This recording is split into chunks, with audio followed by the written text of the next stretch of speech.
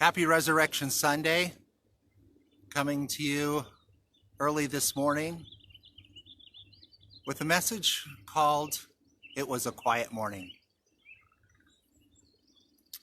I want you to think about Jesus and Mary and his disciples. They've gone into hiding, or so we think. And early Sunday morning, they start their journey to the tomb. This wasn't a place that they would normally go, not a place that they expected to go. Jerusalem was still dark, and they had been in hiding for fear of their lives. And we know from the book of John, chapter 20, that while it was still first day, but it was still dark, Mary Magdalene went to the tomb. And she discovered that Jesus' body wasn't there. And she goes back and she tells Peter, and Peter comes.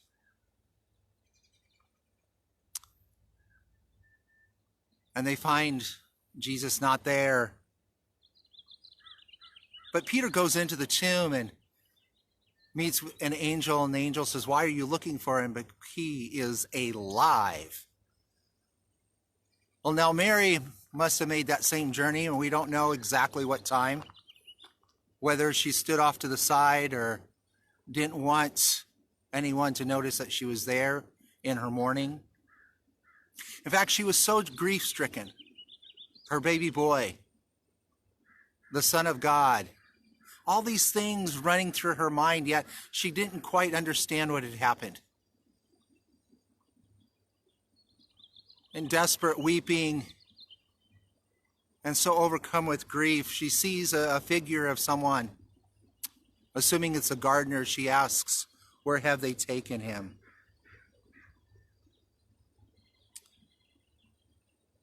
There are two angels there, as also it says in the book of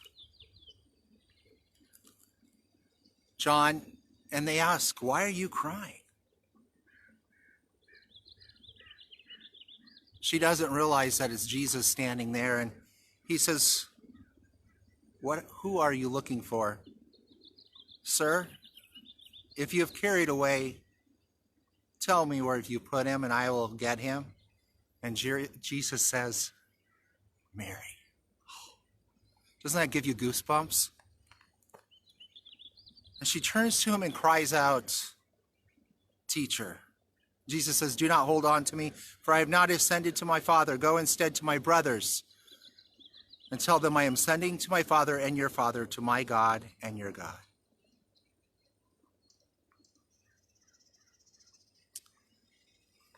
Well, we look at this.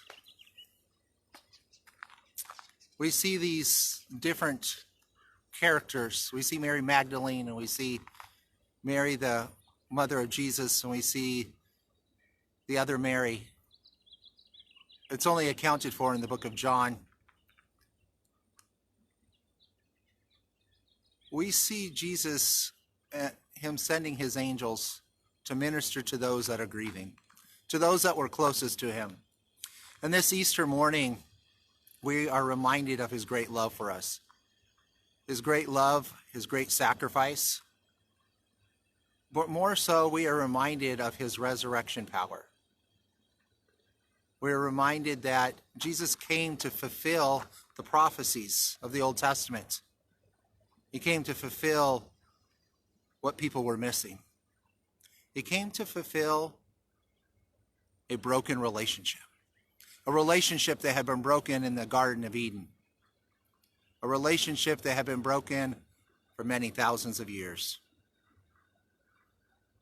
And this morning, as we celebrate Easter, we celebrate the fact that we can have a personal relationship with Jesus. That we serve not a God that is made of stone or out of wood, but a living God that died for us out of great love.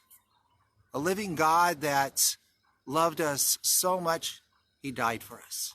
A living God that rose again, and we celebrate that.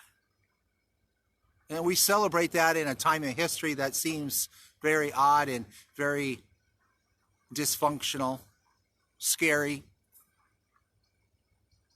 But see, Jesus overcame. And as his followers, we are overcomers.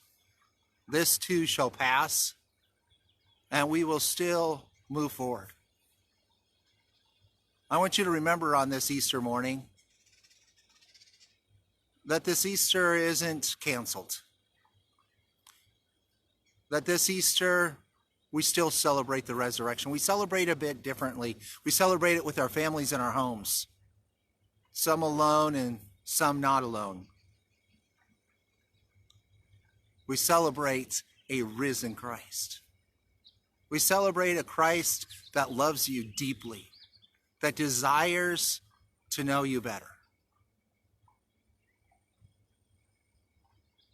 That even in the midst of everything that was going on, he sends messengers and himself to speak to those he loved. And we know that after his resurrection, he appears to over 500 people. What an amazing God we serve. A God that still speaks today. A God that made that beautiful sunrise that's coming up behind us.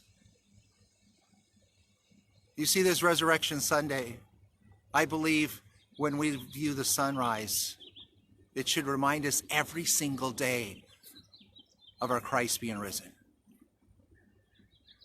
Of what he's done and his power. And as we behold the beauty of the rising sun, we remember that we serve a God that is all-powerful, a God that is all-knowing, a God that loves and cares, a God that cares, a God that is watching out for you.